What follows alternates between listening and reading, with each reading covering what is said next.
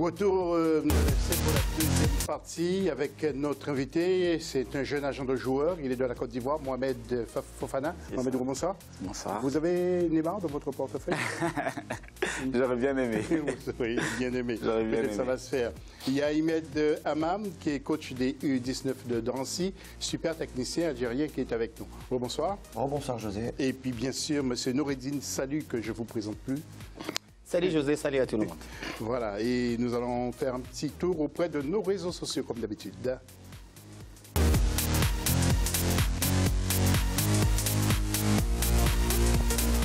Et puis la question, que pensez-vous de la qualification de l'Égypte et du Nigeria?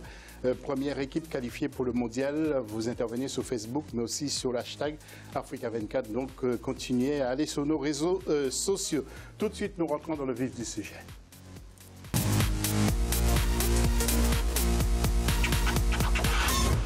Alors, messieurs, suivez bien ce sujet parce que nous aurons des choses à dire. Les fédérations africaines ont toujours eu recours aux entraîneurs étrangers, plus ou moins expérimentés, mais depuis quelque temps, nous voyons de plus en plus de techniciens du continent avec des résultats parfois moyens ou très bons. Nous avons voulu faire un focus sur le bilan de ces entraîneurs en question à l'approche du dernier tour des éliminatoires du mondial. Le dossier est signé de la rédaction d'Africa24. Regardez bien et nous commentons après, messieurs. Le bilan des sélections africaines avec à leur tête un technicien local est plutôt mitigé en éliminatoire du mondial 2018. La Tunisie de Nabil Maloul a obtenu 4 victoires et 1 nul et n'aura besoin que d'un nul à domicile contre la Libye le 11 novembre pour se qualifier. La Libye de Jalal Damdja, justement, est dernière du groupe A. Elle n'a récolté que 3 points. Quant à la République démocratique du Congo de Florent Ibenge, elle a enregistré 3 victoires, 1 nul et 1 défaite. Les Léopards attendent un revers des Tunisiens par au moins 2 buts d'écart et une victoire en parallèle contre la Guinée pour que le miracle se produise. La RDC et la Tunisie sont dans le même groupe, donc Orphancom veut qu'une seule équipe, forcément, il y a un des deux qui va échouer. Le Tunisien, Maloul, a su quand même tirer ses marrons du feu. N'oubliez pas quand même pas qu'il était dominé par 2 buts à 0, je crois, à Kinshasa, ce qui n'est pas un stade facile. Et les Aigles de Carthage ont réussi à remonter quand même les 2 buts.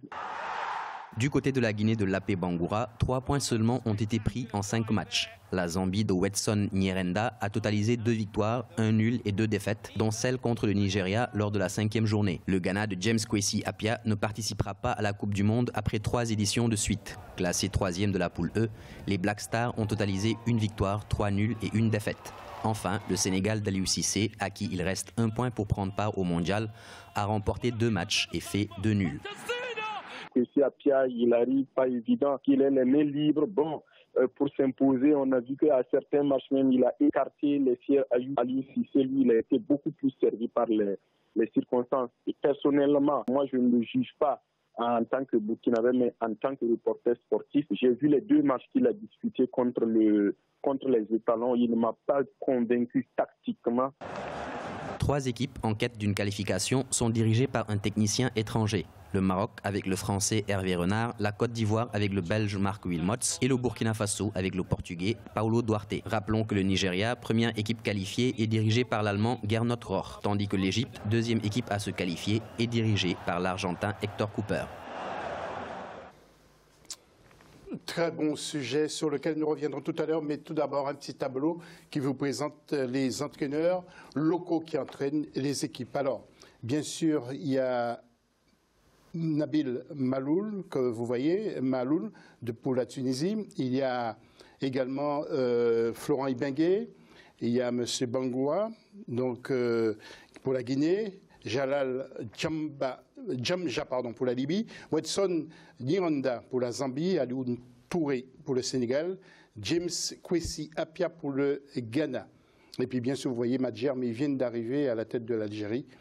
Et alors, Imed, un petit mot, c'est pas si mal quand même la réussite de ces entraîneurs. Bah, si on prend juste les résultats des premiers de chaque groupe, on se rend compte que c'est 50-50. On a deux étrangers avec Hervé Renard qui joue la première place et Gernot Rohr. Et de l'autre côté, on a Nabil Maloul et Florent Ibenge. Non, pour le Sénégal, Aliou Touré. Aliou Cissé. Aliou Cissé. Pourquoi je dis Aliou? Voilà, Aliou Cissé qui est premier. Donc ça fait 50-50 sur les 4 équipes qui sont en lice vraiment pour se qualifier. Après, qu'on ait des locaux sur les sélections et que ça mette du temps. Après, on sait très bien qu'en Afrique, tout dépend aussi des fédérations et de l'instabilité qu'il peut y avoir. Oui. Fofana, comment jugez-vous la prestation de ces entraîneurs? Après, il y en a certains qui sont très bons, comme Aliou Cissé, mais je pense que lui, tactiquement, il a encore un petit peu du mal. Mais à la CAN, on a vu que le Sénégal s'en est très bien sorti et c'est lui qui était là. Donc je pense qu'il poursuit sur cette lancée en fait. Le niveau n'est pas le même. Hein. Le niveau n'est pas le même, bien sûr, mais ça reste des équipes africaines, si je peux dire.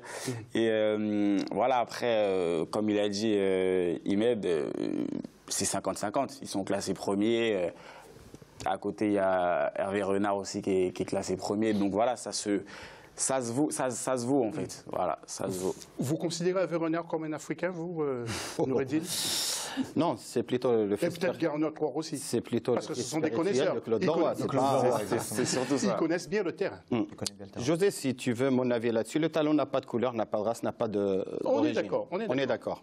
Donc, quand on prend un petit peu ce qui se passe dans notre continent, on n'arrête pas à les compétences de la personne en elle-même. C'est surtout, il faut introduire la politique menée au sein des équipes. Quand on prend pratiquement, il n'y a pas longtemps, je prends l'exemple de l'Algérie, il n'y a pas longtemps, c'était sur le toit de l'Afrique, voire une des équipes qui a passé le deuxième tour, avec Vaïd, rappelle-toi. Mais après, on a bien vu cette salade qui a été mise en place des autorités footballistiques du côté de l'Algérie. On voit très bien l'Algérie où il est arrivé actuellement. Puis c'est un problème politique. Le problème, il est profond. Oui, politique, sportif à la tête de nos fédérations. Quand on donne les compétences, je veux dire, quand on parle d'Aliou Cissé, c'est un mondialiste, c'est un gars qui a joué la Coupe du Monde. Rappelez-vous, c'était quelqu'un qui a pris le temps d'apprendre un petit zizou en parallèle. Si je comparais les choses un petit peu, et on trouve, si tu fais, on a un entraîneur devant nous.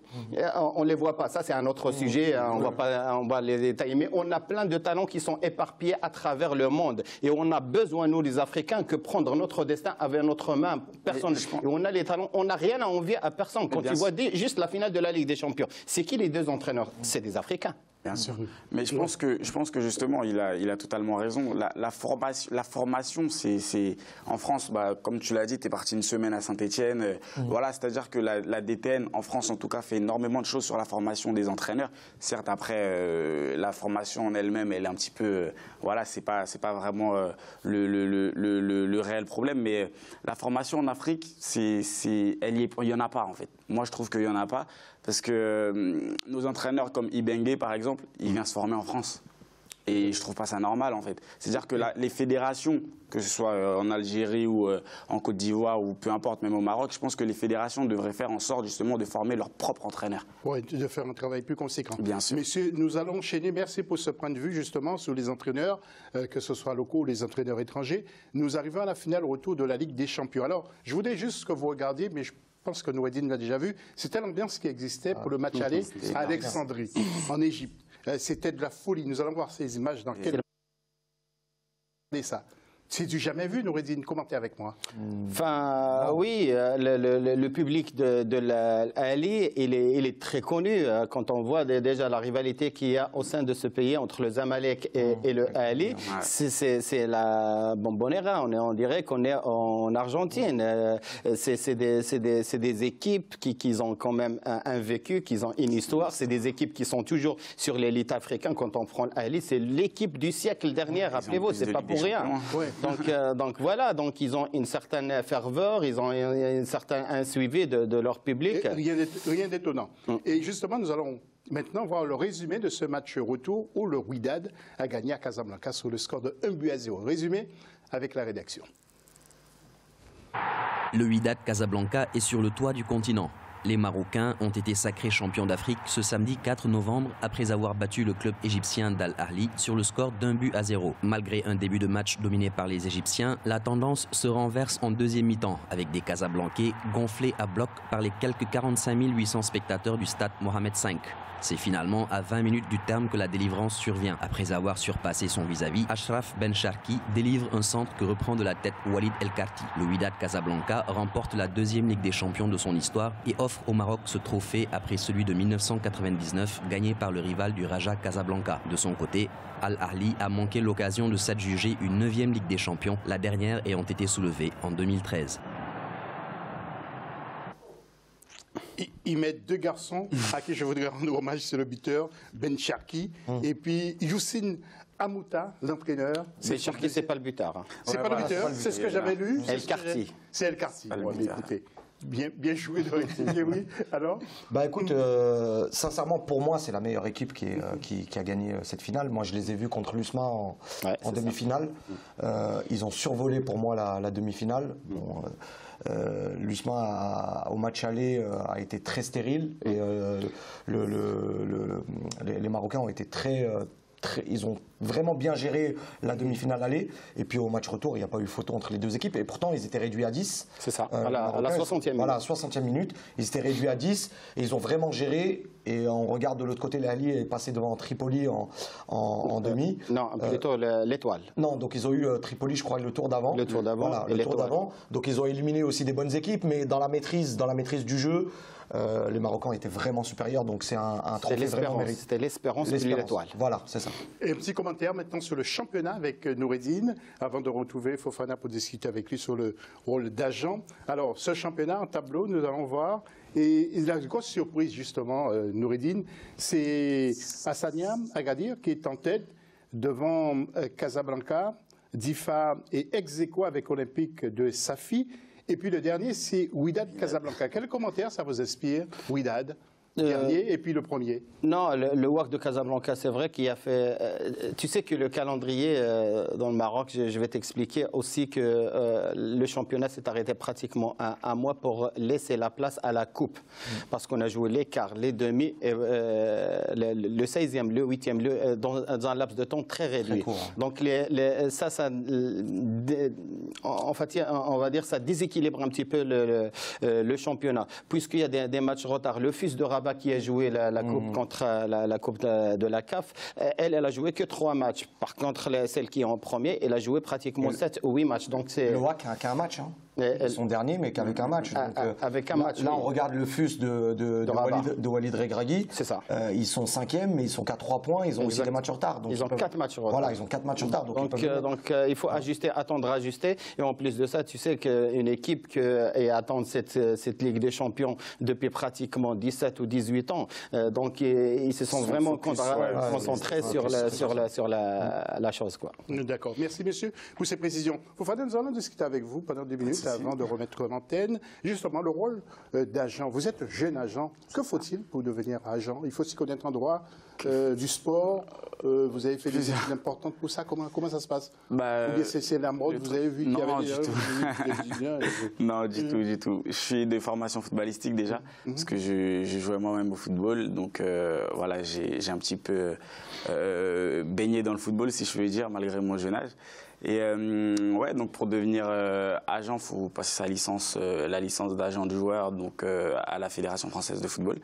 Et donc en amont, c'est des mois de révision, c'est du droit des contrats, du droit du travail, droit du sport, droit à l'image. C'est énormément de droits, beaucoup de droits. Et voilà, après on passe la licence. Vous avez beaucoup de joueurs à votre disposition, sans citer le nombre, mais vous avez... Non, je viens de commencer, je suis licencié depuis mars. Et directement, juste après, j'ai ouvert ma structure, Full Boss Agency. Et là, j'ai une quinzaine de joueurs. Déjà, quand même. De joueurs, voilà. Il y en a 10 qui sont déjà professionnels et les 5 autres qui sont en centre de formation. Ouais, vous aimeriez bien avoir Neymar, par exemple. Bon, j'aimerais bien travailler avec le nouveau Neymar, si on peut dire. Oui. Voilà. Alors, est-ce qu'un agent doit être à la disposition des joueurs ou du joueur et de sa famille? C'est ce qu'on a bien sûr, c'est déjà à la disposition du joueur dans un premier temps, c'est-à-dire moi personnellement je suis toujours disponible pour mes joueurs, c'est-à-dire qu'ils savent très bien qu'ils peuvent me joindre à n'importe quel moment du jour comme de la nuit, je suis toujours disponible pour eux. Après, les familles, c'est différent parce que une fois arrivé à l'âge adulte, entre guillemets, on va dire que le footballeur, il se gère lui-même. Donc, on peut faire une abstraction, entre guillemets, sur la famille. Mais par contre, des joueurs mineurs, par exemple, comme des U19 de Drancy, que je connais quelques-uns. Voilà, là, on est plus en relation avec la famille. C'est-à-dire qu'on est souvent au téléphone avec le papa, la maman, on discute avec eux, on essaye d'avancer dans la carrière du joueur avec l'aide de la famille. Ok. Et dernière question, parce qu'on me demande déjà de remettre en antenne. Est-ce que ça vous arrive de vous accrocher entre agents? Vous appelez pour vous engueuler? Tu veux me prendre ton joueur? Non, du tout. Mais il y a certains agents qui n'hésitent pas à démarcher des joueurs d'autres agents, chose qui est interdite d'ailleurs. D'accord. Vous dites, faites attention, faites gaffe. Hein. Bon, ok. Merci d'être venu. Il est bon, hein, il est bon. Merci d'être revenu. On se retrouve tout à l'heure pour parler du football international. Il y aura beaucoup de choses à dire. À tout de suite.